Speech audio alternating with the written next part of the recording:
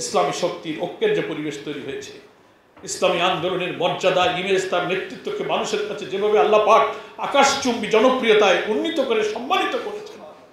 Fascist আমাদেরকে গর্তে ঢুকাতে চেয়েছিল, আল্লাহ তাদের গর্তে দিয়ে ইসলামী আন্দোলনকে মর্যাদার আসনে উন্নীত করেছেন।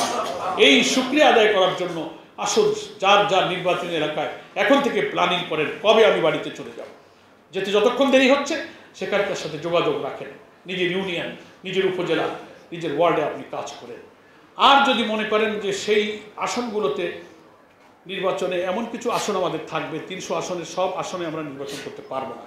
যদিও আমরা 300 আসনে আমরা চূড়ান্ত করেছি, প্রাথমিক বাছাই হয়ে গেছে, কিন্তু আলটিমেট কথা যাদের সামনে আমরা সমঝোতা করব, যাদের সঙ্গে একটা ঐক্য হবে ইনশাআল্লাহ, সে পরিবেশ এগিয়ে যাচ্ছে।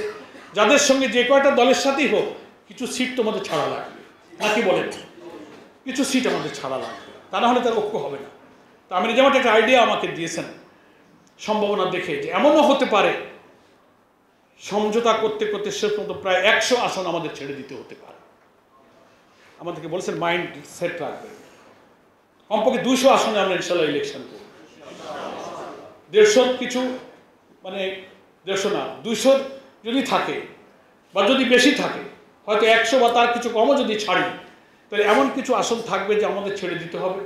অথবা সেই আসনগুলো নতুন কখনো আমরা ইলেকশন করিনি, যে তার সম্ভাবনা একেবারেই ক্ষীণ, এরকম 2-4টা আসনও কিন্তু থাকতে পারে। সেটা আপনারা বুঝে শুনে যদি মনে করেন যে আমি খুলনাতে থাকি, সাংগঠনিক কাজ করি, এখানে আমি রোপণ, তো আমার যে সিট ওটা হয়তো ছেড়ে দেওয়ার মতো একটা সিট একেবারেই সম্ভাবনা নাই, তাহলে আমি অনুরোধ করব আপনি ভোটার ট্রান্সফার হয়ে ভোটার তালিকার নাম বদল করে আপনি খুলনাতে থাকেন।